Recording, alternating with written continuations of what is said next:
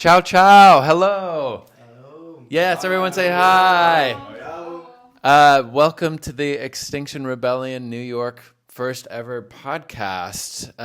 We are here in Roma, Italia, with some very amazing people. And we are going to be talking about everything from their own private experiences to what is happening now with climate change and what to do about it. So we're excited to be with you and to kick off this episode. It's going to be a very loose, literal living room conversation. Thank you to Georgia for hosting. So why don't we just get right into it? We're going to say who we are, where we're from, and what groups we're a part of to kick everything off. So I'm going to pass it over to Elias. Hi, my name's Elias. I'm happy to be here in Rome. I'm a part of Extinction Rebellion New York and also the Sunrise Movement in New York. Hello everyone, I'm Tommaso, I'm from Siena and I live in Rome and I'm part of the Extinction Rebellion Rome group. Hey people, I'm Doug. I'm also from Rome and also from XR Rome.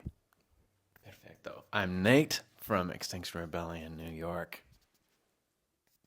I'm Giorgia. I was born in Rome but lived a long time in Torino, and I'm part of Extinction Rebellion Rome. I'm Veronica. I'm from New York, but I'm living in Rome now, and I'm part of Extinction Rebellion Rome. I'm Paolo. I come from Narnia, which is an actual place in the center of Italy. It's called Narni nowadays. And I'm part of United for Climate Justice, but also Extinction Rebellion Netherlands. I'm visiting my parents as well here. I'm Matthew. I'm from New York, born and raised. I'm with Extinction Rebellion New York City. Yes, ciao, ciao. It's so nice to be with a bunch of Extinction Rebellion members. So we'll be on a full Extinction Rebellion team talk for this one. We'll be meeting with people from many groups. Matthew just recorded a short interview with some amazing people from Debt for Climate. We just did an action yesterday with Debt for Climate in the Vatican. Go. And have already done a number of amazing things with all of these amazing people that we're about to hear a lot more from. It's going to be, as I said, very casual. And if people are needing translation to speak in their mother tongue, we're wanting people all over the world to be able to listen in. So you may be hearing some Italian and then hearing some translation from our members who speak both English and Italian. But we're going to get kicked off with just a personal question, including from the New York members who have never done one of these, about how we all got involved. I know that for a lot of people, especially in the United States, where many of our listeners may be, that climate change seems like something huge and confusing. But none of us were necessarily, some people were raised by scientists, but very few. We all found our own ways into this. So that's what the first question is. How did you get involved? How did climate change first come into your understanding? Yeah. So to your point, Nate, I think that for me, I definitely struggled with feelings of like nihilism and despair around climate, and a feeling like, what could I do on an individual level? And it probably wouldn't make an impact anyway. And then I joined Sunrise and XR, and I really expected it to confirm my nihilism. I expected it to be this experience of like, we're not getting anything done, and there's no movement, no motion. But it's been an amazing experience of like actually doing just the opposite. You're surrounded by like really passionate, interesting, soulful people, and you're committed to this common goal. And, the progress you make is not always concrete, but you join these things and you feel like you're in the right place and that something is happening. I think we've been told that like experts are going to solve this issue for us. And then I think everyone needs to have that shock of realization that it's like, no experts are coming to save us. We all need to like stand up and do our part. And if everybody had that shock of realization, then we would like make a lot more progress.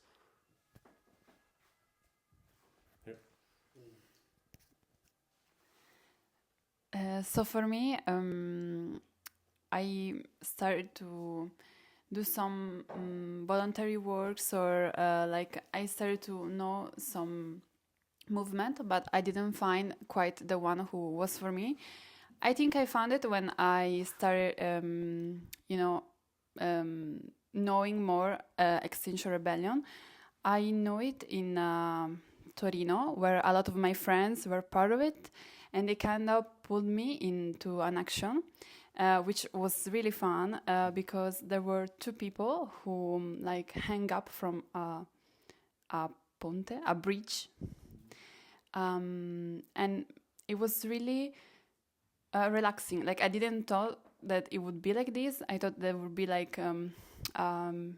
people maybe would be have a feeling of feeling anxious because you're doing something that it is not legal, it is not approved. But there was a really relaxing atmosphere. So I think that this made the difference for me, because I think Extinction Rebellion is not only based on we have to do climate justice, we have to kind of create a more equal world, and it is important to have cura, care of people.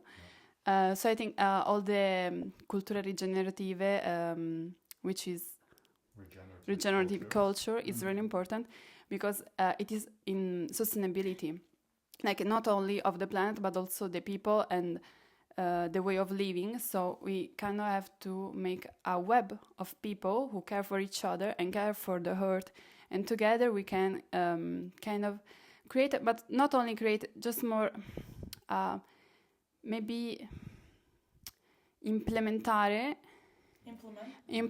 a word that is already alive. I don't think it's something so far from us. I think it's already here. We just have to kind of accelerate the process. I'll pass it back. Okay, so can you repeat me the question exactly? How did you get interested in movements and learn about climate change? And definitely share your name once more so we know. Yeah, okay, so my name is Tommaso. It's not an easy question. I don't know, I came here to be interested in activism in climate change for a lot of, for some reflection I made, I was seeing in my university years, the first university years, that there was a lot going on about social problems in my country and in the world. Yes, I knew something about climate change, but I was not that deep. I'm still not that deep, honestly, because there is a universe of things you should know, and it's very technical to know, etc. But what I got from that is that the climate change issue is an issue that a problem that brings back, che trascina, that drags the others, because it's hyper interconnected with a lot of social issues, of economical issues, and it's the main question for mankind, in my opinion, nowadays. Honestly, if you just look at humanity as a whole, it's way big.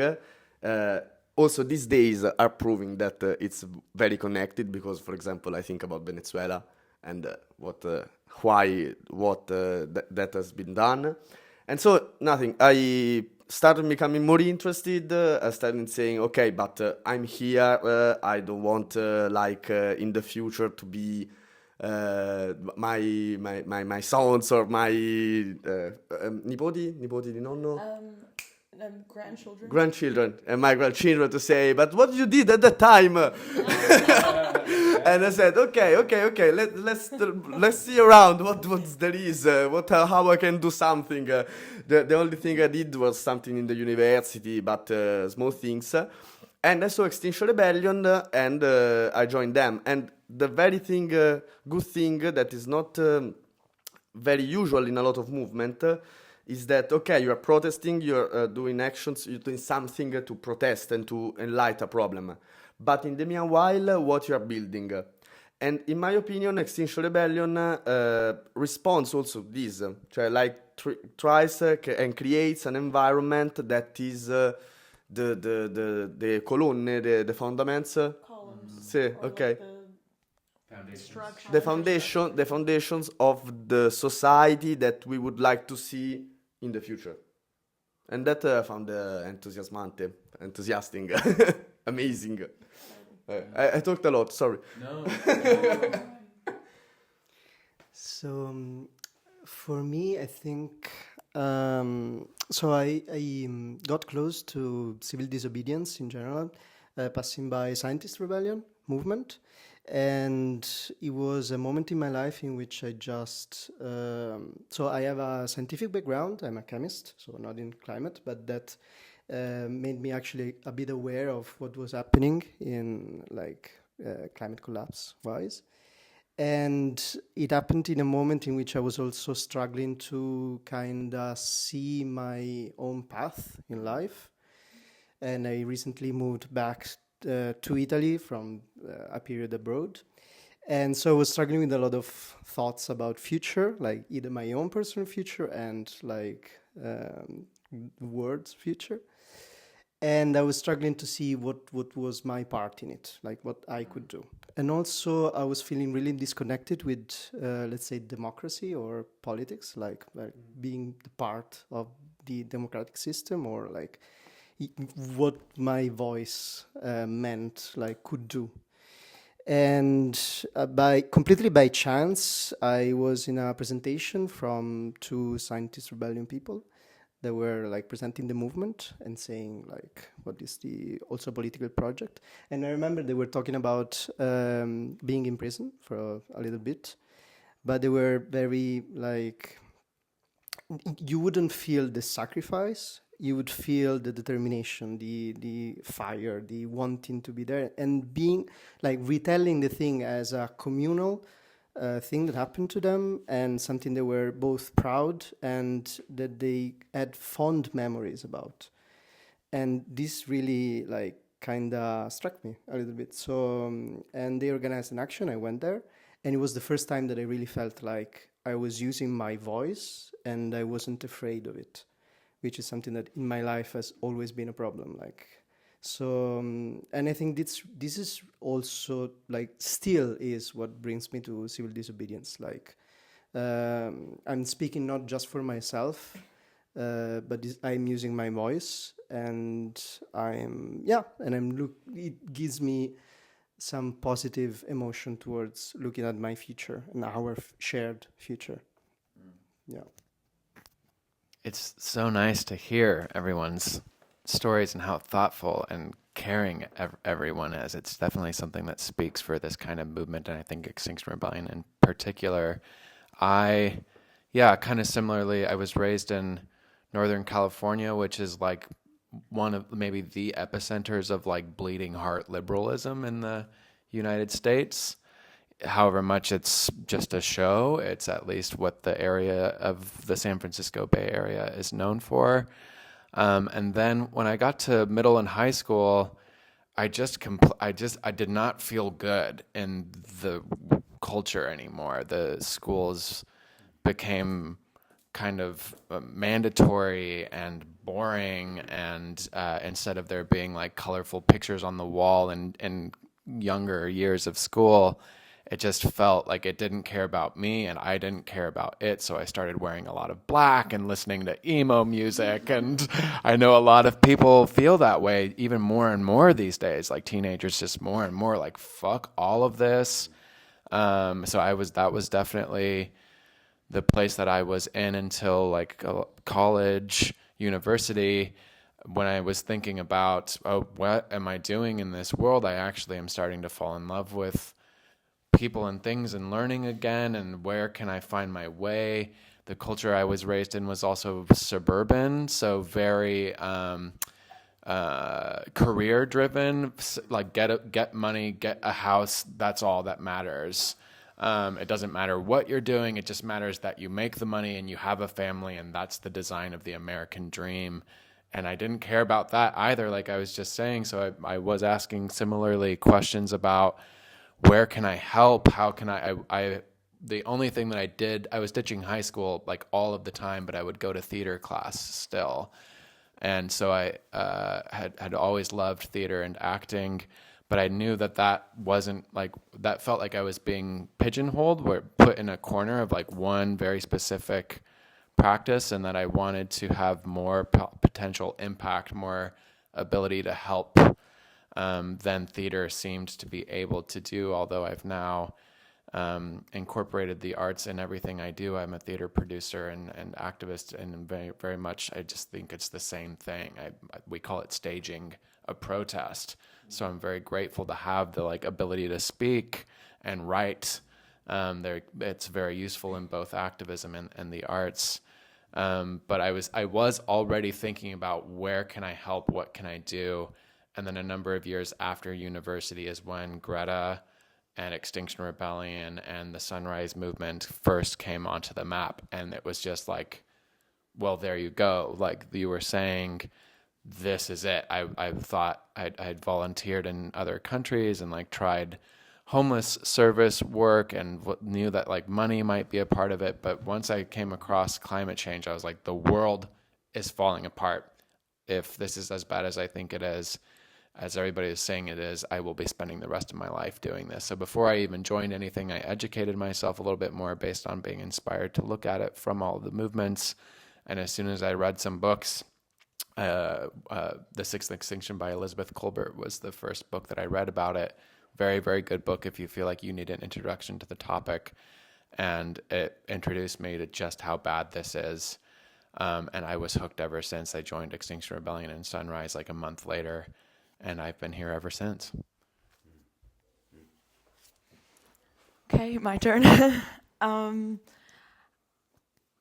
I think the barrier for entry into like getting involved in groups like Extinction Rebellion, and there's a lot of great groups like it, feels really high sometimes, even though it may not be. And I say this as someone whose degree was literally environment and sustainability, and I felt like intimidated to join these spaces. So like I've studied it, I've read the books, and it still felt like intimidating. So I wanted to say that like it's, once you actually join the group, it's a group of people who have ideas, and you can have ideas too, and like it can be really amazing to just, I don't know, like even do a little thing, like a little thing to make something happen as part of a bigger group, and not just feel like you have to do it on your own. Like I have to bring forward this project or this idea, or I have to know this, and this. Like I think Extinction Rebellion is like very unique in the fact that you can learn from the people around you, because we all bring our own set of knowledge and questions as well, and all those ideas, and you know, like even the ways you can participate are so vast. You don't have to be directly involved in an action, like as the person in the action. You can be sending emails, making sure people are okay. You can be in regenerative cultures, which is making sure that like the group is feeling good, and that everyone is, I don't know, feeling heard, I guess. But that's to say, I just wanted to say that it really, like post-college, I felt the need to really, you know, start engaging in things. And I think the existential dread can be really crippling. And it's not a, you know, a cure or anything. It's not going to resolve everything in terms of those feelings. But I think it can definitely be really, really unique and, I don't know, special. I want to say like soul warming, but that's not a word. to It like is now. Oh. It's still going now. It might be. Maybe the green light is still on. Technical question. Now we're learning. That was after. The camera is still on. It's still rolling. Yeah. Okay, we're back. Should I just stop it and see if it stopped? No, it didn't. Wait, you can see. Yeah. How did climate change first occur to you, though, personally? Personally, yes, I did not answer the question. I don't know. I think like when I was 7, there was that huge oil spill, and I wrote to I think Obama. BP, the BP. Yeah, I think so. The Gulf, the spill. And I drew like a screw, and it's like, you're gonna fix it like this. You're gonna put a screw and then dump a bunch of rocks on the screw to seal the whole. Like, I don't know where I read about. Like, I genuinely don't know. I grew up in a city, so it's not like I had a lot of contact with like the natural world. But I think around when I was growing up, and like when I think most of us were growing up, at least in the States, there was a lot of like good environmental education. There was a lot of sensitivity to it. Early 2000s, like also like nature programming, the Natural History Museum. So I think that's how like it started, kind of through that. Can I just have one mic? Veronica, I'm just realizing that your accent is sort of American. Can you tell us about the Rome America situation? Yeah. So I moved to Rome this year. I'm not sure where I'm going to be in the next year, but for the time being, I'm here. And it's kind of complicated why I'm here, so I won't get into it to take up too much time. But part of it is definitely I think there's a huge cultural issue in the US on like even how, like, I think how we approach everything is like, even I feel like Italy has been more human. I think people talk to each other more. I noticed something that struck me is I went to like a small concert and nobody was filming. Like, nobody was filming it. And I know that in the US, everyone would have had their phones up like this.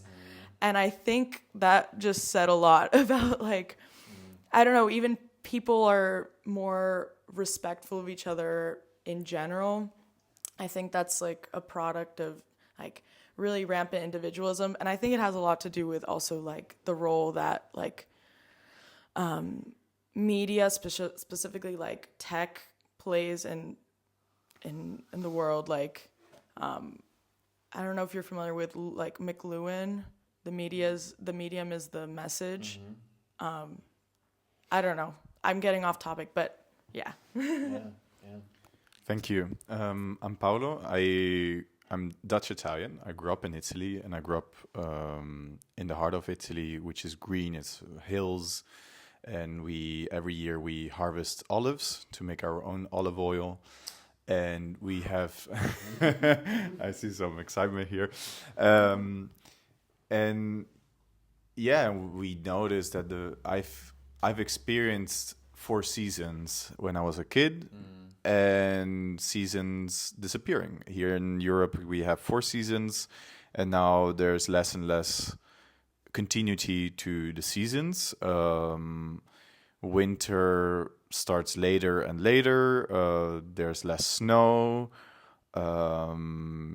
Temperature changes drastically every time. The Mediterranean weather was kind of temperate, right? Like, it had its own balance, and now we're seeing that this is going off. That the Mediterranean Sea is one of the highest increasing temperatures water-wise, and you notice it like in the summer. If you go bathing, the water is really hot. It's like 30 degrees sometimes, and you're like, and that's like, how much is that in Fahrenheit? 80 Fahrenheit. like A hot tub. yes, yes. The water is like like a hot tub almost. Like so, we see it, we notice it, we feel it. I've always had like also at school there was a lot of environmental conscious, right? My municipality is one actually of the bigger main recycling towns of Umbria and also of Italy. So that culture has always been there. And also there was also a labor union culture from the steel factories around the area, which was the bad part because it contaminated the area. And also, but what there were always protests against like incinerators, like to where they would incinerate your garbage and things like that. But 2-3 years ago, like in 2023, I was living in the Netherlands, and Extinction Rebellion Netherlands was leading the campaign Stop Fossil Subsidies. And my friend Gilberto was like, yeah, you should come on the first day. There's going to be a lot of people. And I was like, shoot, I cannot make it. But then I read, this is not a drill. And the thing is that they were going to block the highway, but it wasn't only for one day. They were going to block the highway until the government would start making laws on phasing out fossil fuels subsidies. And this blockade lasted 27 days. So when I was back, I could participate, and I took part 10 days. And that was a really amazing learning experience, because you see different tactics, you see how also cheerful it is. There was orchestra there. Every day we had like a different theme. So one time you had to dress up like a capitalist. So I wore a suit blocking a highway. It's like, what's going on? So there's a lot of imagination, a lot of space for creativity. And then you see also the effect, because what happened after 27 days, the Dutch parliament voted in a law to look out scenarios to phase out fossil fuel subsidies. And from there, a coalition started, an international coalition, which is the COFIS, Coalition on Phasing Out Fossil Fuel Incentives, including subsidies. So, and which is trying to phase out fossil fuel subsidies. And there you see action does have effect. Of course, the situation we're living in feels disempowering from what we see and how everything is going rogue. But I really got back that hope through XR. Yeah. So that was 30 minutes for the intros, just a heads up, everybody, which makes sense if we do the math on it. Just keeping a track on This the is time. a bigger episode. Usually This is going to be a chunky one-on-ones and episode things. because there's so many Italians up in here. My name is Matthew. I was born on the island of Manhattan, as the Dutch would have called it. And why did I get into the movement? Sometime in college, I was studying like sustainable design and really passionate about nutrition and food and health and waste and this kind of concept of a closed loop. And I was working primarily on what if the whole world was compostable? What if everything turned back into soil, from your refrigerator to your chair to your clothes? And I was like, that would be a really exciting future. And there was a lot of alarming studies about the loss of topsoil and how it will affect the quality of our vegetables. And when I got back to New York, even closer. Okay. When I got back to New York, to Harlem, to Brooklyn, where I was from, I looked around and I realized how shitty things were and how the people were struggling, primarily working class Afro-Latinos in the inner city New York have very low access to vegetables, to quality vegetables. And there's a bunch of systemic reasons why. And I was working for a nonprofit at the time. It was like my first just job out of college, minimum wage, doing food education and distribution, which is basically teaching people about different vegetables and giving people vegetables. And it was eye-opening to realize just how important this is to your daily life. And I did a lot of that work, and also was teaching people how to compost, how to reduce their waste and all that. And I thought that this was going to be the way I was going to save the planet and make the world a better place. And then the whole program got defunded by the city government, and a bunch of us were just out on the street, all of these passionate community organizers. And this was like fully funded by the city council, and it was legit. And I ended up moving into other projects, but it really just, I was upset. I was pissed off. And I said to myself, if this is their solution, on any given day, like 250,000 children in New York City are food insecure. They don't have vegetables, which is such a basic thing that I would pray for the whole world to have vegetables. And I just went after it. I was like, let's see what else we can do. Like, let's not worry about the state and the government. And I was jumping in with a bunch of groups and researching, and I read This Is Not a Drill. And around the same time, the climate back in my home country in Belize, where all of my family is from, was becoming unstable. Particularly the water. We have a barrier reef in Belize, and it started to die pretty quickly. And I had been diving there like sometimes in the summer since I was a kid. And now when you go, it's just like, I don't know, you know the imagery of the dead coral. Corallo, as they say in Italy. Corallo. And it just, over COVID, this was a key moment. My grandmother had a lot of land and trees.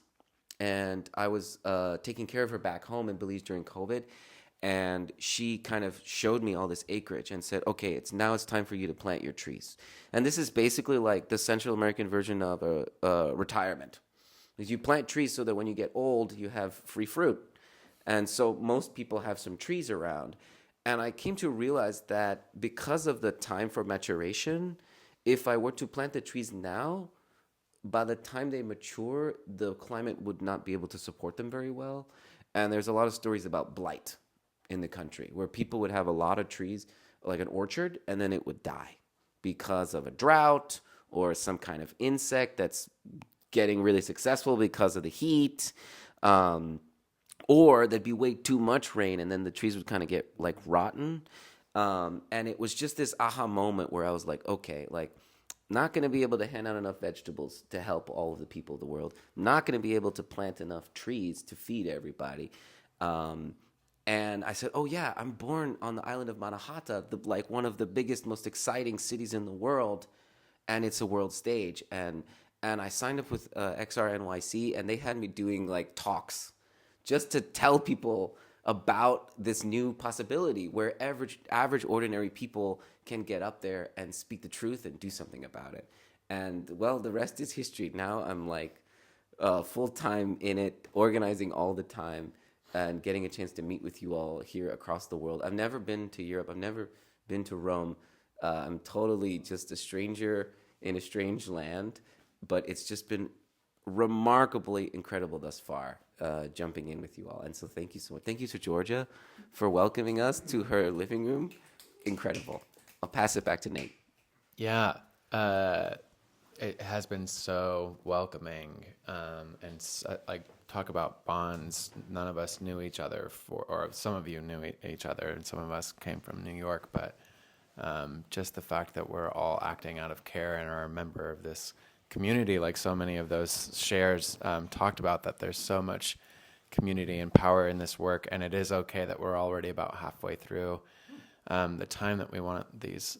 It's a loose structure, as you know, but it's okay because so many of those shares that were so brilliant answered the next questions about what you feel about the climate crisis, what you think about the most, and what you think we should be doing about it. You heard some great answers about different actions that had different effects, and the climate stories that some people shared. So We can just do a hodgepodge of questions, whatever you feel like you most want to answer. It's also okay if you have a direct response to something somebody says, instead of it have to go one by one. Now that we're past that opening round, just put up a hand if you'd like to say something.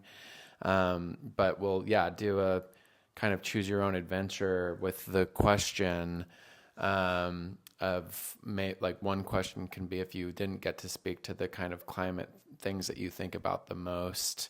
In my case, I think about the future a lot. It literally keeps me up at night.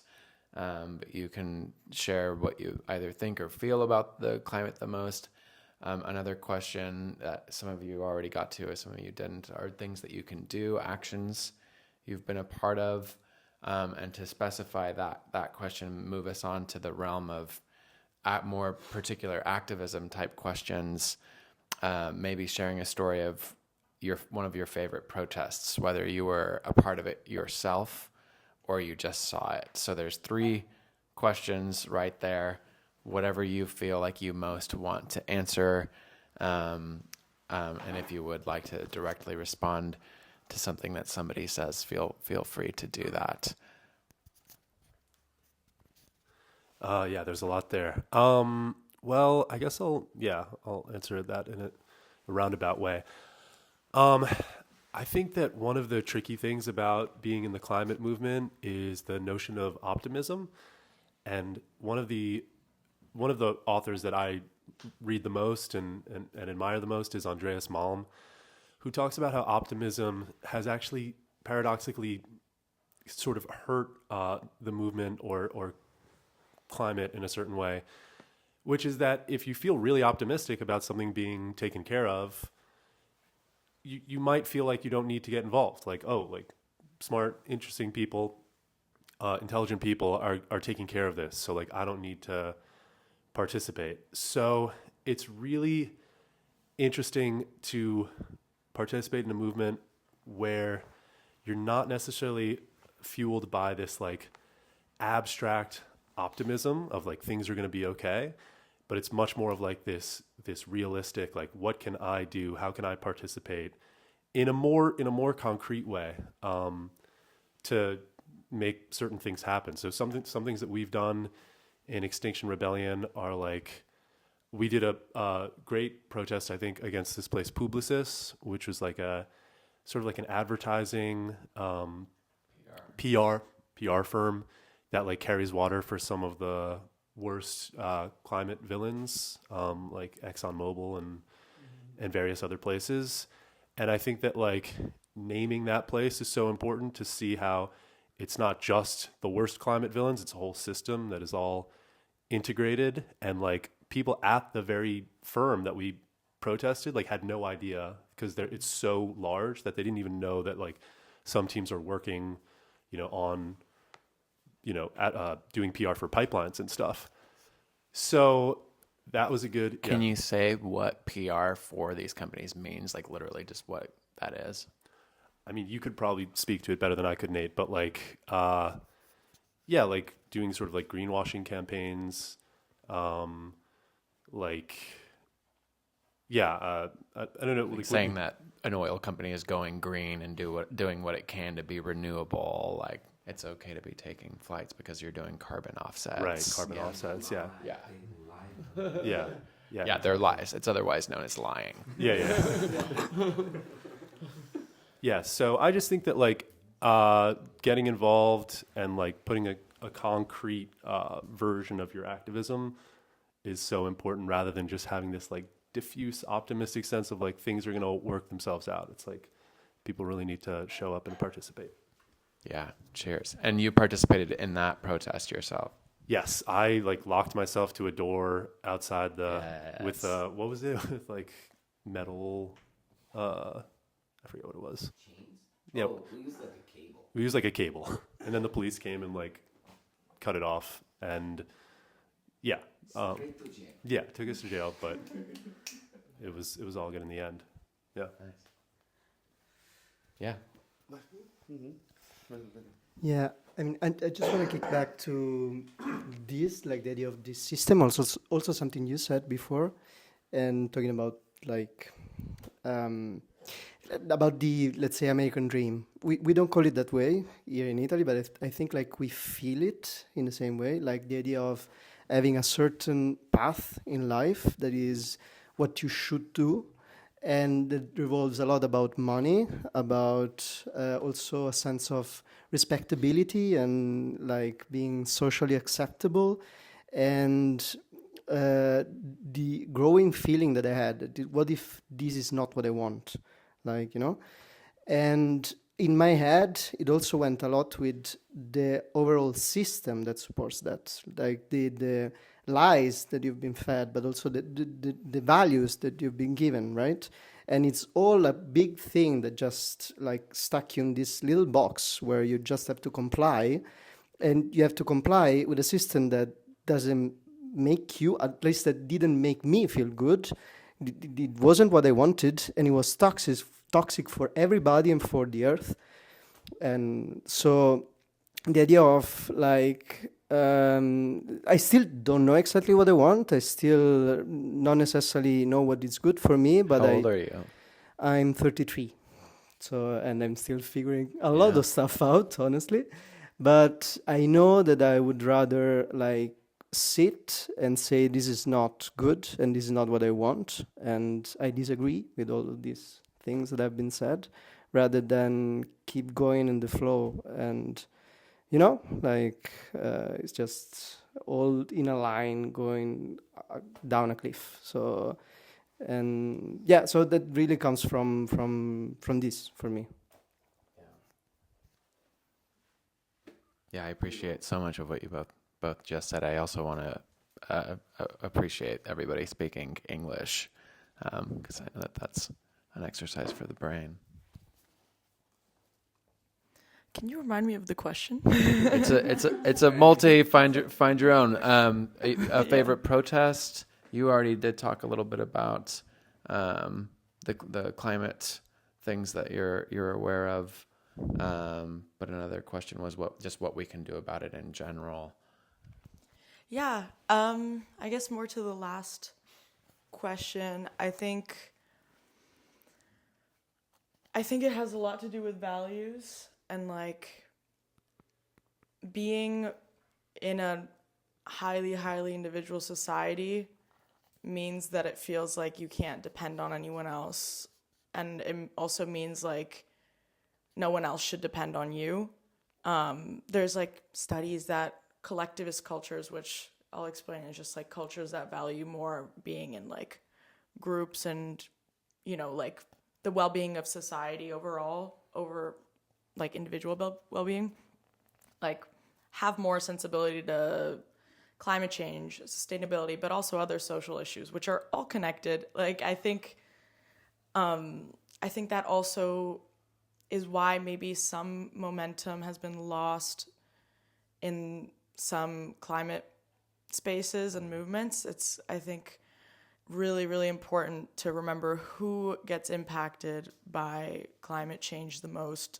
And we all do, but who gets impacted by climate change most? Whether that be low-income people, people of color, other groups. Like, anyways.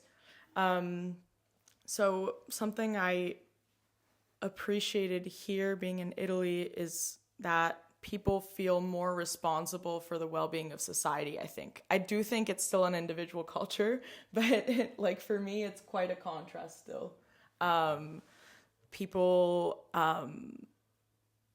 have discussions more, are more willing to gather, I think, and like have more gatherings.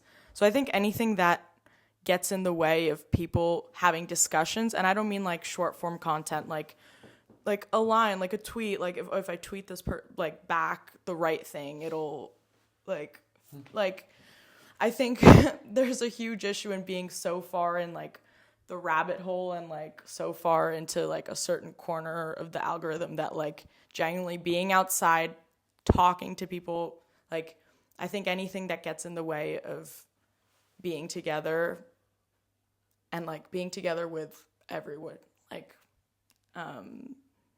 is really damaging, and also feeds that idea that like, fuck it, like the world can burn. I'm just doing what I can. Like I'm just have to do what I can. Like, and I also think that like privilege plays a lot in that, like being able to care about things like when you have to pay your bills and like survive and feed your kids.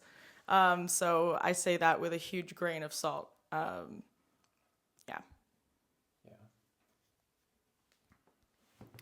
Yeah, and if we're talking also about Italy, it has a huge history and everything. And one of the things that maybe some people might not know, Sicily at the moment, one of the islands of Italy, people have to ratio water. Like basically they are not able to receive water for specific times.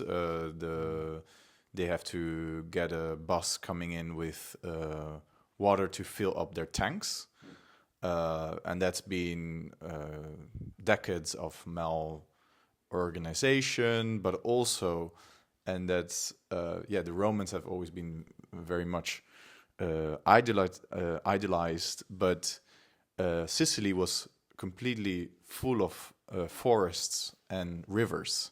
And it's now very dry. There's almost no rivers anymore. And we see that we have to go back and, of course, replant and reforest where it's necessary, but also we have to also look at the history of the places where we're living in and actually how they looked like.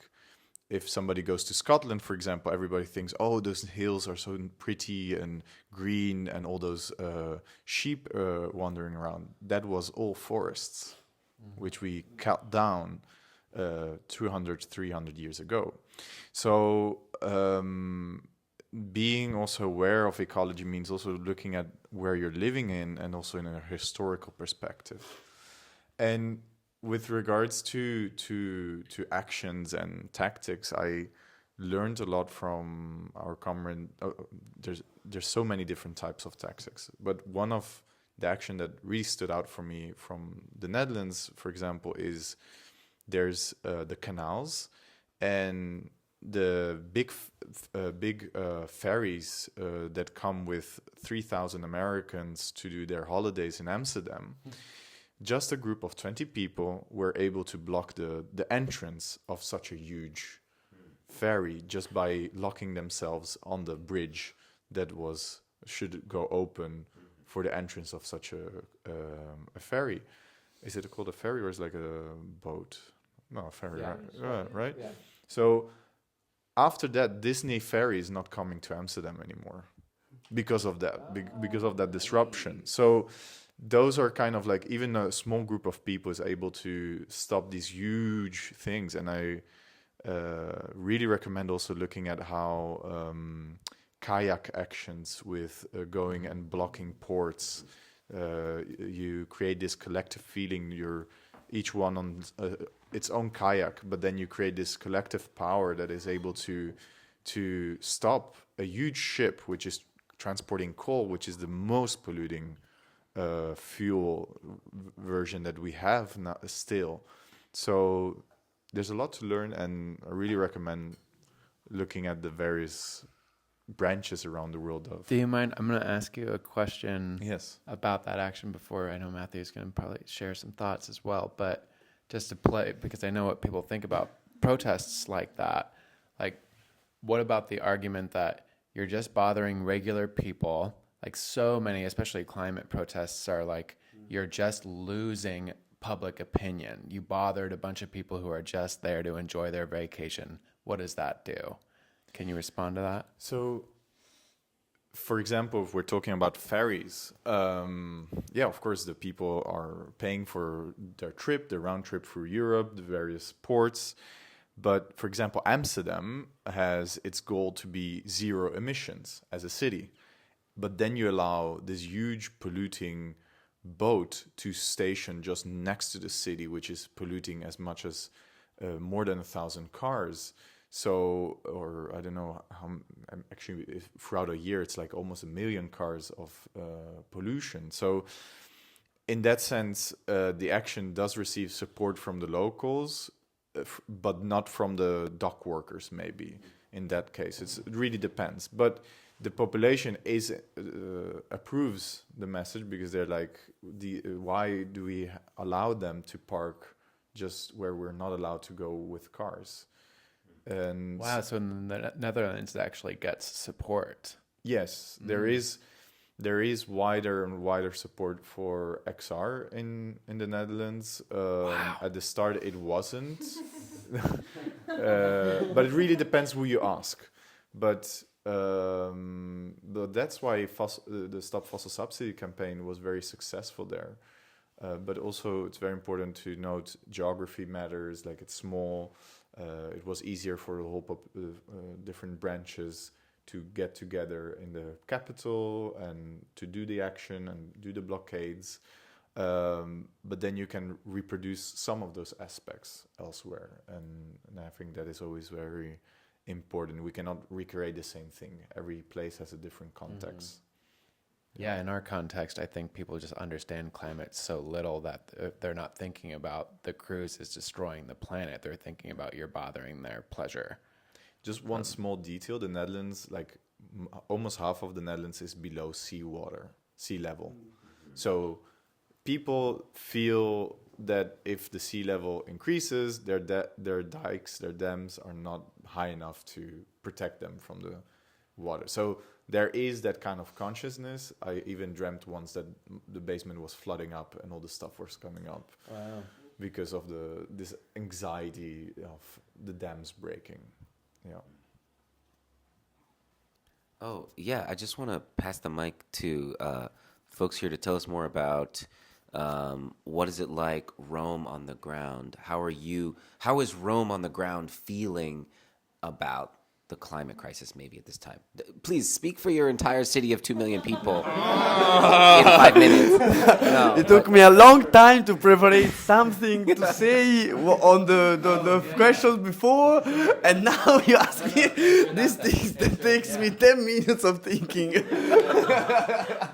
Now I'll try to get it, but maybe let me help because I won't be able to answer. or at least within your circles. Like, for example, share the thoughts that you... for example, like in New York, like most folks in Brooklyn are thinking about the climate. They're pretty sensitive to it. They know it's a thing, and maybe it's like a small percentage of the population wants to participate in some kind of outreach or activism element to it. Like, it's like people wouldn't dispute that it exists. But I'm curious about how are Italians like feeling about it? Similar to we're talking about this local issue in the Netherlands, in Amsterdam. What are the local vibes here? Yeah, it's not very easy to say because personally I agree a lot on what Dario said during to the box dream. Let's say I won't call it the American dream, but the box dream of the normal life, your job, your family, your sons, and that's all you have to do in your life. Okay, so that's a perception that I have with the majority of people, okay? So that you are not even allowed to really have a power on what happens in life, okay, in society. I'll get to the climate change. You're not even allowed, to have that power. So the world goes, and you just have to survive. And I must say that. The Italian thinking is a lot very good on surviving skills, like to go around problems, okay, not facing it, but okay, what's the best solution for me and my area, my group of people to have the best deal with that, going around it, okay, so this it's kind of different. That's a personal statement, but I think that we try to do this more than facing the problems, okay, directly. It takes a lot of more energy, more time, more group things, etc. And so yes, and I also wanted, this is what I was before, I also want to say that in my opinion, what we have to do as societies, at least I speak for the Italian society in this moment, is to regain a sense of collective power. Cioè, like to say, also on the climate change question, yes, it's going bad, but there are a lot of things that we can do. There's a way incredible amount of words that we can build, starting from this problem, and we did it before. Like Italy faced a long time in the 70s, for example, of lot of political involvement from all the many parts of societies, young people mostly, yes, of course, but a lot of people, and that brought to a lot of laws, a lot of rights, etc. So if it is possible to get the people together to fight for something, why don't we do that again? Not only on the climate change, or I say in general, in social things, okay? Also because there is hope to build different futures, to put the interests of the people before the interest of the market, the economy, of the power ones, okay? And about the climate change, the fact is, young people has a good perception, the right perception, of more informed than elders. Also them, they know something, but there is very... è poca cosa, cioè nel senso molto parcellizzata. Parcellizzata nel senso... Non sanno molto, cioè nel senso sanno 2 o 3 cose in croce. A few, they know a little bit, but they don't know that much, and it doesn't really translate into much else other than I kind of know about this thing. Yeah. Is that the... Sì, more or less.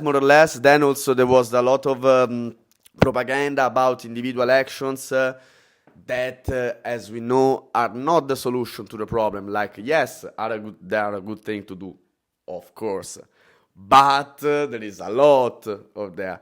And, so that creates, in my opinion, a lot of times a mechanism that is, we can't do anything about it. I won't think about it because it's too big, because we like to talk a lot. That's a lot of Italian things, in my opinion, of course. We like to talk a lot, but to do to do later. And so it's hard to get a bridge sometimes. I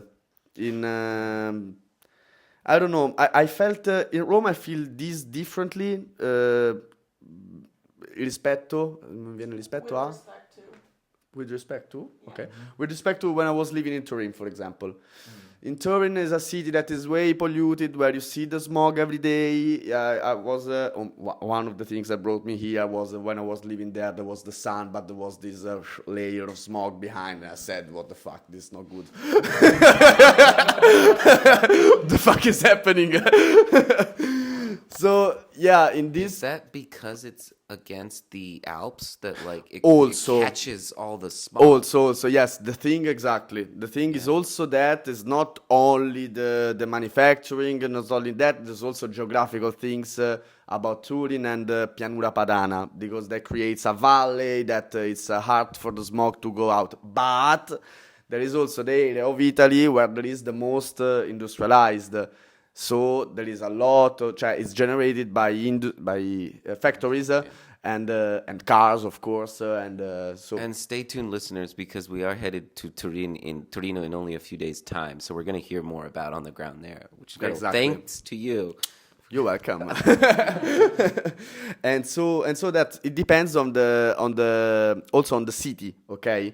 So here in Rome, maybe it's a bit more difficult than also in other part of Italy. But I passed to my former mate because I sensed that I said shit. Or poor things. You're born in Roma, right? Yeah. Georgia, you're sorry. born in Roma. Yeah. So tell us more about what it's So like growing up here talking about climate. When did they first even mention it to you?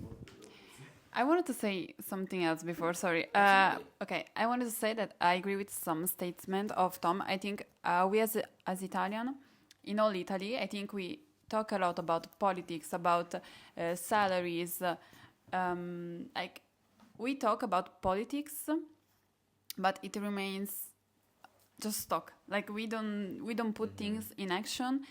And I also think that we kind of are disconnected in some way. Like I think one of the biggest, let's say, problems of the world is that there is like a disconnection between like ourselves first of all, and then like all around us. And I also want to say, like, sorry, I'm like answering to all the questions before, but also for me, like one protest which I really loved. It was not about climate. It was a protest organized by Non Una Di Meno, which is like a trans feminist group of people. It's like international. And we were gathering in without permission by the city. We were gathering because 2 girls were killed. So there were 2 feminicides in like 2 days apart. And these 2 girls were in their early 20s.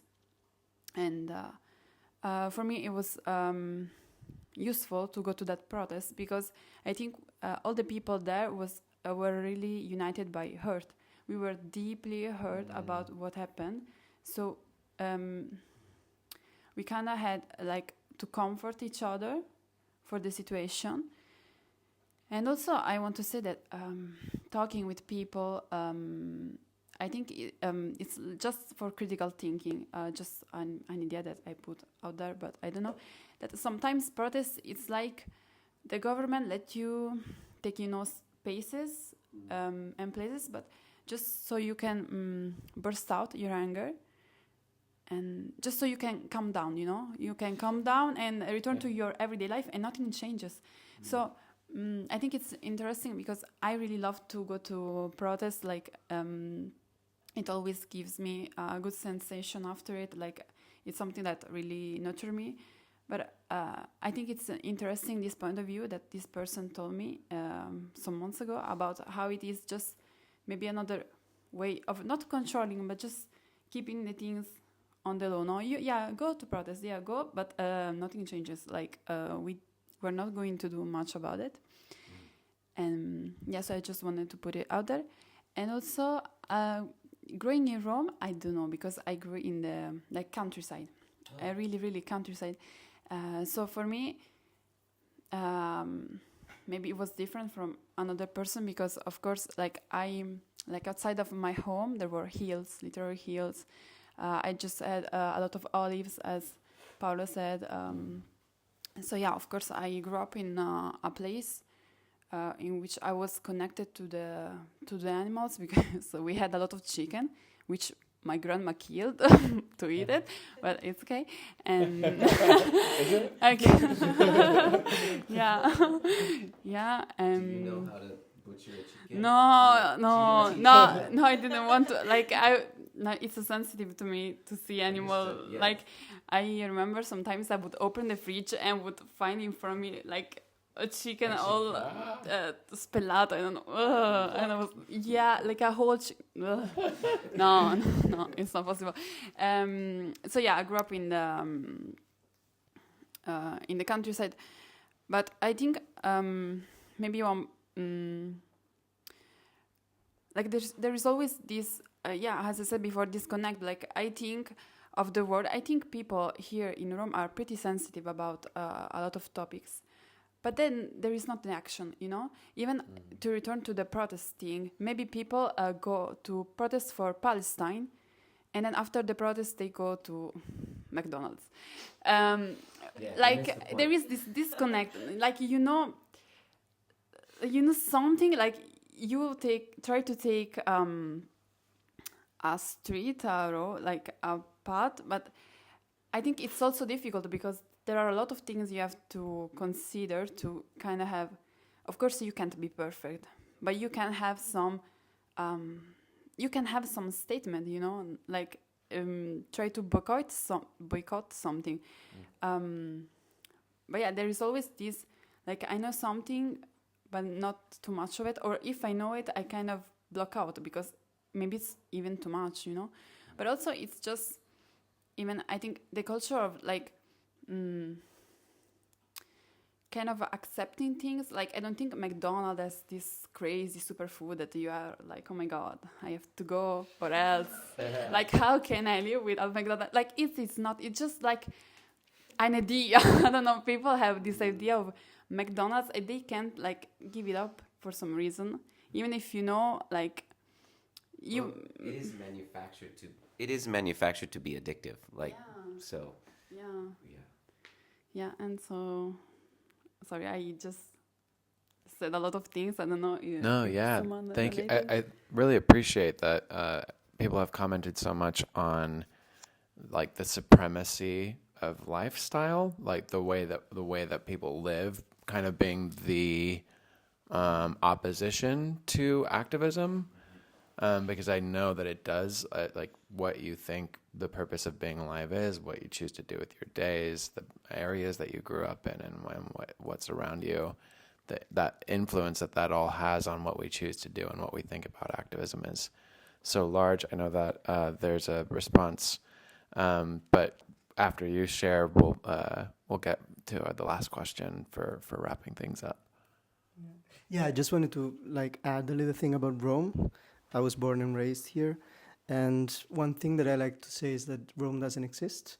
Like, there's multiple Romes because it's a big city. There's a lot of difference between high-income neighborhoods and low-income neighborhoods and environments and stuff. So there's really a huge difference, and you can feel it, and also a lot of disconnect between these parts. And also, Rome is a difficult city to live in. Because there's a lot of, like, it's not the worst one, but to be a capital in Europe is definitely not one of the best, like the infrastructure itself. And so there's a history in Rome about self-organizing and mobilizing for, like, even basic rights. Like the housing movement has a long history in Rome. And so I feel like the point of connecting the dots and seeing the overall bigger picture, you can feel it when there's people that have mobilized their whole life and they're maybe like older than us, like the generation from like my father or stuff like that. But still, they know their struggle and they can listen. But they have a hard time still like going out of their ways and connecting and being in touch with what is like how time is changing. And also the fact that right now it's very apparent how the government is like fighting, like just expressing ideas against their like political ideas or their propaganda, or even how they're, I touched on the housing movement, like how they are repressing right now people that like occupy a building to have a house and stuff like that. So, but on the other hand, there's rage because of that growing, and you can also feel that. So I feel like we miss connecting the dots to see the bigger picture, but we see also that more people are mobilizing, more people are feeling dissatisfied and that they want to do things. So even just going in the street and saying, I'm unhappy about stuff, but you can really feel this way more than used to like 10 or 15 years ago. So yeah, it's still a problem to like go in the good direction and do good tactics, because you never know what good tactics are, and like it's difficult to, but you can definitely feel this feeling, this like emotion growing. Yeah, all over the world. I mean, there's been how many overthrows of governments in the last 9 months? Yeah, exactly. The United States, there's way more fervor for like, this is not okay than I've ever seen, and I've been hoping to help create since I became an activist, which is what the last question is about, that Matthew was already asking, and that your share just now was already touching on. Like, we'll finish where we actually are in Rome, and then on the very specific levels of maybe share some of the protests that especially Extinction Rebellion has done in the last year or so, and what it has also been like. Some people have already mentioned and shared stories off of this podcast about what this new more repressive government has been like. So maybe like what your protests have been in the last year or so, and maybe some of your experiences with this type of authoritarian government. Well, so we in XR Italy, we are seeing, let's say, have been growing in the last couple of years, and we have been trying to do like more and more. There like, are more people now than yes, before. definitely, and we are growing also in our ability to mobilize and to do bigger things. Like we had last spring a full week of mobilization here in Rome with actions and rumorosa. There you go. Yeah, noisy spring. What was it? Noisy spring, primavera rumorosa. And Yeah, for those who don't know, Extinction Rebellion first came on the map in 2019 and has, for the most part, declined. Like in the States and New York, it's been less people, so that's amazing to hear that it's been more. But you were saying about this spring. Yeah, I think like COVID also was a big. Of course, hit. COVID really changed. That's And- exactly what happened. Yeah.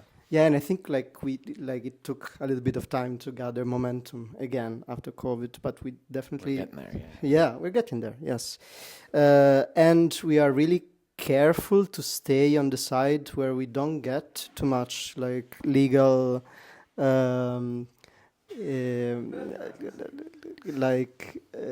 Trouble. Trouble. Thank you. Yeah. Also, we have like a lot of really good lawyers that work for us pro bono. So like, Let's hear it for the lawyers. yeah, definitely, Which we'll be hearing later, actually. But what you can definitely see, and not only for XR, but all movements, that there have been more and more laws made just for us, just for our tactics. Just for the climate movement. Yes, yes. Oh, yeah, let's say, yeah, not give an all example? movements, I would say, because, yeah, like, for example, blocking roads, there have been, like, that's the second, I think, like, there have been more and more laws made, like, specifically to make it worse, the penal, like, the Penalty, penalties against that. When Same Extinction Rebellion and Ultima Generacion have been using those tactics. Yeah, So it's they create laws Yeah, saying if you exactly. do that, you're in even more trouble. Exactly. Yeah. Same for like movements against the big infrastructure stuff, like against Fossil the fuel infrastructure. no, like also like The grandi opere, the big it's what they call the big infrastructure, like the bridge under between City Sicily and infrastructure. Yeah. not city. It's So like grandi opere is like big infrastructure projects, and for example, between Calabria and Sicily, they want to build this huge bridge, which is the sullo Stretto di Messina, which is ridiculous because it's going to pour a lot of money in. But basically, these huge projects, which are bridges, highways, they made a specific law that you cannot protest against these projects, which doesn't make any sense. So Can't have freedom of speech around it. exactly. So, for example, also the TAV, which is the high-speed train on the north of Italy, that's been a very contested space for the last 20 years. The Not TAV movement has been very strong there to resist the passage of that train, which would disrupt the ecosystem of that space of the Alps.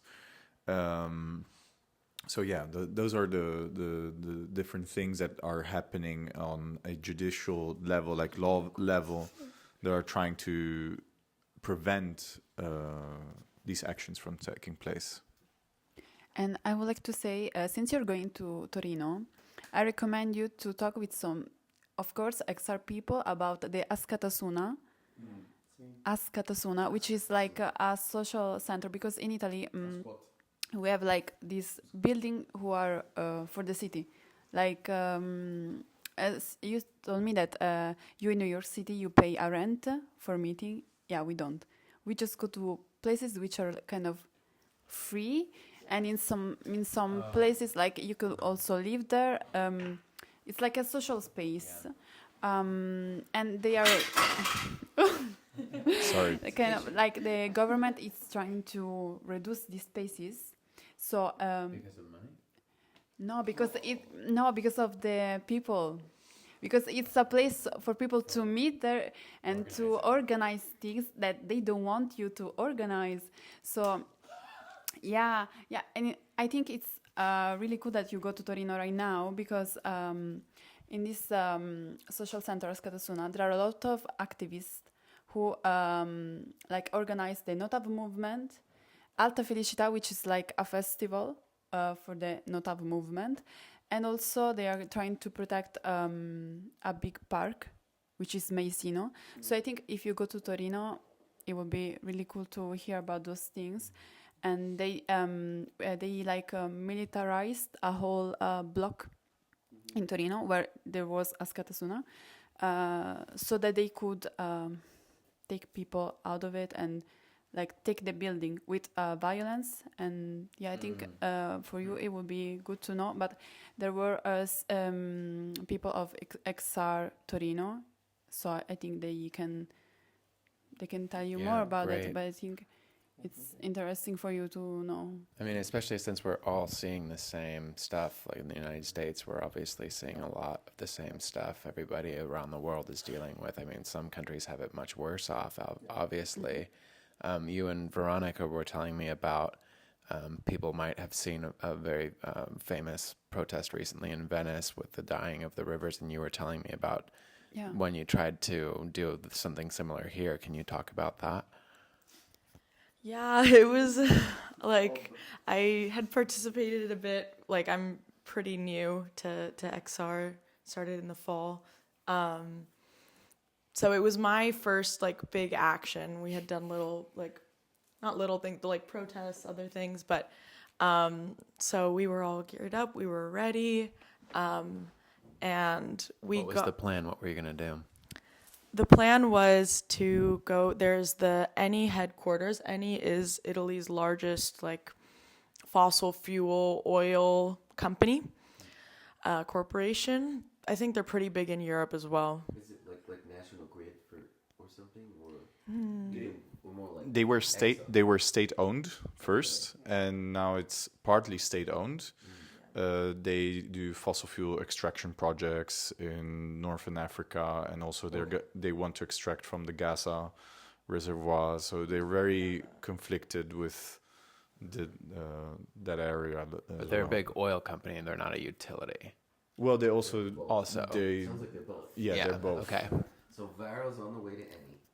We're on the way. And we've had the plan to get paddle boats and go on. There's a little lake in front of ENI's headquarters. And because the main river in Rome is too big, it's like, it would not work. So, You would drown. yeah. So to go on these paddle boats, hold up a banner like on the side of the lake. I was on Team Banner, and then people put in this very like harmless. It's basically a tracer, a fluorescent tracer, that disappears shortly after you dump it, but it creates this visual effect that's very striking. But it's safe for the water. It's completely safe. They use it to like trace leaks or like river courses, so it has to be safe because it's pretty versatile. We get there. I'm just standing with a couple journalists who are very like, independent, like not maybe recognizable. And they ask us to open our bags. Who does? Yeah, good question. I didn't have the subject. Digos, which is like Italy's anti-terrorism body. So like a body of like the police, right? Federal?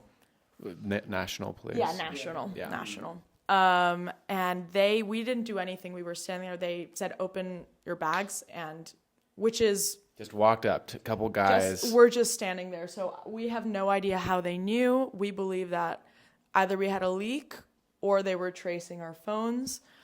Because we have some people in the group who are much more seasoned and their phones are probably being traced. Then the paddle boat group, they also but detained people, just asked them to open their bags. In Italy, when you get detained, you have to... It's okay. It's still going. The police has to give you a verbale, like a report of why you got stopped. And that can be used in court if you need it. So I asked for it. They were like, yeah, we'll do it later. I asked for it again. They never gave it to me. So that's illegal, just to start. That's illegal. Some people did get arrested? No, they got detained. People didn't... Before they did anything? Before we did anything. They just checked our bags. And one person in the group, they basically were like, yeah, he was suspicious because... his bag was too big and he's from Pisa. And that's a that crime was their now. reasoning and for... that's a crime. Yeah, that was their reasoning for opening the bag. One of the people who had the materials in their bag, the dye itself, she got sent to the immigration center to get fingerprinted and like face recognition illegally. The lawyer. So yeah, it's been... it was really disheartening. And also really, like, I don't think we were prepared for it. From what I've heard, it was much more intense than maybe previous responses have been. So this is pretty new, this level. It's ramping up, like, from what I've heard. Do you think it's encouraged by the United States, maybe, that people are seeing ICE and things and getting inspired to be more fascist? Well, I think it's a trend with this government that you could see since 2 to 3 years, maybe. Under Maloney. They start with the anti-rave, with like laws. Anti-rave? Yeah, they start against raving. Yeah, exactly. And that's the first thing that they did. Yeah. Yeah, as soon as they got there, like because it's the same thing as with the Aska Tasuna, with the squat. Is they're like controcultura. Is like countercultural, you know. They want to shut down that. How'd you say it in Italian? Controcultura. So close. Yeah. So it's and they started from that. So first thing they did, like, rave is not okay. We have like stronger punishment for that. Wow. And they ramp it up. Raves of all kinds, basically. Like, yeah, I don't remember. It doesn't have to be like a technicality. It doesn't. The technical law was if you gather in a place with more than 50 people, it would be as considered a rave. And, like rave. More than 50 people. I'm not misunderstanding what you mean. They're banning the gathering with music. Like that is. Yeah, that's absurd. So there's no more raves anymore. Are there no more raves? No, there are. No, there still are. Yeah. Let's we go. do it the same. We just said one direct response here. Right. Let's go. Just to clarify, this is a gathering of more than 50 people that's like unregistered or like underground. Like, do they still have concerts in Roma? Yeah. So it's different. Yeah. It's the fact that it's underground and that there's no tickets and that it's fully countercultural. It's just about music and life. Go ahead. Yeah, so it was a great excuse because there was like this rave taking place 3 days in the south of Italy with all camper vans, and they were like, we're going to put a stop to this. But basically it was a camouflage to stop also possible unauthorized protests, which you have the right to also have a protest without authorization. Is that because a lot of your actions often feature music? Maybe? Or that they're like, oh, any gathering of 50 people on the street is now no more? If it's not announced, yes. Of any kind, not just with electronic music. Exactly. What they've literally passed a law banning in the United States we call it the freedom of assembly. It's part of the First Amendment. I mean, we've heard that it's rough in Italy, but thank you for sharing with us how rough and it is. Like, yeah, I mean, like I've talked to other organizers, like I'm a member of Climate Defiance, and there's people in the UK that work with Climate Defiance, and I've talked to people from other countries that are like, wow, the United States is so bad right now. I'm like, look at your fucking country. What are you talking about, man? Like, you guys have been like the ban on the in the UK, the Palestine movement there being like, if you show support for Palestine, you can be charged with terrorism. Same kind of stuff is like, it's really everywhere right now, and it is freaky.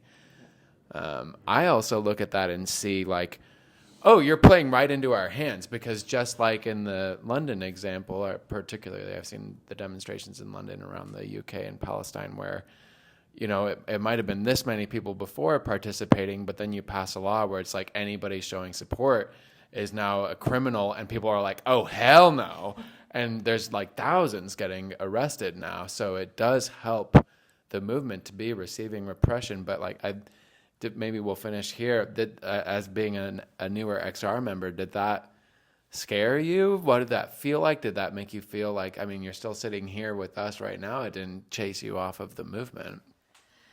No, well, I was only going to make a quick addition that Sure. like the fact that they're shutting down these like collective spaces is like, I don't know, it's more evidence to me that that's their biggest threat, like people being Right. together. Exactly. And that's as corny It as that shows they're sounds, scared. like it's like we should be, but like genuinely, like it's scary for them because then people actually communicate, and yeah, I don't know. Right. For me, it feels scarier in the US because you can get like actually arrested and like charged with things in the US. Here it's like maybe they'll detain you. They won't like actually like arrest you. Like it depends on what you do, of course. I think they can speak to that more. And I don't know, something about the NYPD is a lot scarier. But it's not good here. It's yeah, I do think Trump existing has given more of a pass to other countries to ramp things up, but I think it's already been a trend all over Europe, and like it's not something that Trump created at all. Like, And you're not going anywhere. I'm not going anywhere Hey. for the time being. For now. Wait, going anywhere in what sense? You're staying you're staying in the movement. Yes, in the movement. I thought you meant in Italy, and that's why I added the addendum. I'm not going anywhere, period. Yes. Yeah, I totally agree with Veronica, and also I think that kind of the repression in general that there is in the world, I think it's, I wouldn't say a good sign, but also a sign that we're doing things differently. Yep. And well also. Yep. Like things are changing, so when things are changing, I think you have this like contraction because people are trying to leave things as they were, but they are not anymore. So there is this big like attrito. Friction. Yeah. And yeah, I also agree always with what she said, because yeah, I think also, yeah, maybe it's more scary to do some things, but people, yeah, know what it needs to be done, so we're just here. Yeah, if I just can make also a political comment, we have a extreme right-wing government, and Presidente Meloni, which is didn't do any press conferences at the parliament for 365 days or more than a year. She's scared to talk to the press. And so that also shows you how little public scrutiny these extreme right-wing governments have or try, because they're actually scared to their public perception. And there's a lot of propaganda lately, more and more in Italy. Italy has been a very mediatized and propagandist state with Berlusconi before, with the empire of the Mediaset, which is still there. But at least the Italian main TV channels were quite independent, like always balanced politically. But now it's really clear, like it repeats what the government says. and people notice that. People also, some, of course, they repeat as a parrot what the government says, but the other people are noticing these changes, and that's also what you were just saying about this friction, which also brings more people together. But there's also high risks of falling into really more fascist things, and that's another more historical issue of Italy. Italy never really confronted its fascist history and his Right. and there's still laws that are from fascist times. So, for example, we did yesterday an action at the Vatican with Debt for Climate to demand debt cancellation for the Global South. Today, the doors of the Vatican closed. Can you say quickly what that cancellation is? Yes, so every 25 years, the Church, the Vatican, has the Jubilee, which is like a moment of redemption, of taking your sins out, but also mainly it's debt cancellation, canceling anything that burdens you. So in the 2000s, there was a very big movement for debt cancellation. And this year, Debt for Climate demands debt cancellation for the Global South, because there are countries that are spending more of their income, like 70% of their income, just to pay back the interests of their debts. That means that you have 30% over as a state. You cannot do anything else. It really just creates these inequalities, right? Yeah, because for people who don't know, a lot of these countries have been given loans from the World Bank and the IMF that are completely intended to cripple them and make them dependent on the West. I'll give you one detail. The Democratic Republic of Congo, when it became independent, had to continue repaying the debt that the colonizers took before its independence. So there are some debts which are illegitimate. And that's one of the main things that you can, through debt audits, which basically means looking through the debts and everything, you can actually cancel some of the debts. Now, yesterday's action at the Vatican was we had to look at the laws of the Vatican, because the Vatican is a city of its own, it's a state of its own.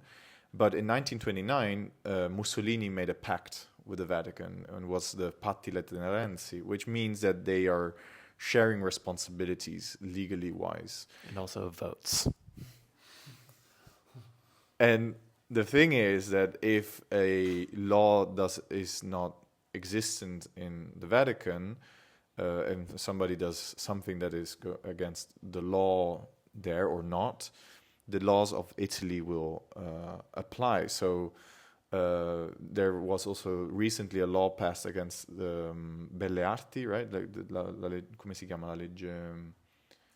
Quella che ti danno 20.000 euro di multa per coprire l'uso di improprio. Non è tipo impedire l'utilizzo proprio di so it's a specific law against tactics like disruption of public arts, like Van Gogh, soup and stuff like that. They passed a law specifically for that in Italy with a huge fine. But the law is not if you ruin a painting, okay, Yeah. that existed before, of course, or a sculpture. It's just if you do not allow the fruition of that painting, sculpture, even if you're not ruining that, okay, like the soup throwing, there was, of course, on the glass or in front of the painting. No one wants to ruin the painting in that case. But now, also, if you do that, you are not allowing people to enjoy, to experience that painting, and so you're possible of an amend that is way high. That is, we think about tens of thousands of euros. Of amend From 10 to 60,000. from 10 to 60,000. It's terrible. And you were saying this was applying to the So Vatican. So that's, for example, the action was going through the Holy Door, and if somebody would have blocked that Holy Door, that would have implied that you're not allowing the usage of that Holy Door to other people, and therefore you could have been fined 60,000 or more, because the Vatican has fined very highly other activists from last generation, for example. So, and just to give a small detail about that action, they glued themselves on the base of a statue in the Vatican Museum, and Not part of the statue, just the well, it's part of the block. that's holding the statue up. That's up holding the block, the statue, but it's not the sculpture the itself. statue itself. Yeah. And they said these are damages over 20,000, and it's like no, it's maybe it's a little scratch on the marmor. But they're trying to stop the tactic. Exactly. Yeah. So there's all these types of little laws that make, and also the judicial system in Italy is not as the US that is quick, one day from the other. It really takes years. So before you hear the final sentence of a case, it really takes years before you hear it. And they just do it to scare you off. They just put all these high fines to scare people off, and also of having to go to court and having to have a lawyer, and it becomes a really expensive process. Yeah, I'm excited to go to London where we'll finish our trip and hear about the laws that were passed there against disruption of events, because I don't know about laws being passed in other places like that, but I know there probably are, and we rely on that tactic so much. I myself, that's the number one tactic I deploy, is disrupting an event of say an oil company talking on a stage or a performance of some kind, and all they have to do is pass a law that says that you have 10 years in prison if you do that, and that tactic is gone. But we can always invent a new one. We can always come up with something else, and to your point, it is proof that they are being scared. If they are going through that much effort to shut a tactic down to stop us from protesting, it is because they are scared of us. In the case of those types of tactics, we disrupted Darren Woods, the CEO of Exxon, a couple of years ago, 2 years ago, and he has not made a public appearance like that since. They've had to hide because, like you were saying about Meloni here, if they are out there having to be challenged by criticism, they're on the wrong side and they know it. So they, rather than being scrutinized like that, hide, which shows that the power really is on our side. And I just have to thank you all for this conversation and for just even the feeling between us at this moment right now. Something you were saying near the beginning of the conversation was just making me feel like if people can switch from those lifestyles that we have all made some kind of comment on into like, oh, collective strength, then truly anything is possible. Like if we just like change our perspectives on what reality is and how important we all actually are and can be, especially together, then it doesn't, like a Donald Trump is like, that's just a single person. These fascist things are actually kind of boringly repetitive. It's the same. They try the same stuff over and over. So we do know what to expect. And I just want to applaud everybody here for doing everything you do individually and collectively, because we really, like, there won't be a future without us. There wouldn't be a world. I know that there are so many people across the world, all the countries that are represented in this very room, all the lands that we all care for. They give us so much, and I just want to applaud everyone for how much you're giving back. So stay tuned. Matthew has something to add. I just want to give the last word to Georgia, because we are in Georgia's kitchen in Rome. Yes. Georgia, what do you have to say to Yes, the world please. here at the end? Thank you for letting us crash your kitchen. You're welcome. It's a pleasure. And I don't know, I just want to thank you all for creating these spaces in the last days and today to just have some conversation about our lives and how we see things differently, but how still we are kind of connected by the same ideas. Yeah. So thank you all, and thank you for everyone who is listening. Yeah. Grazie. See you at the next.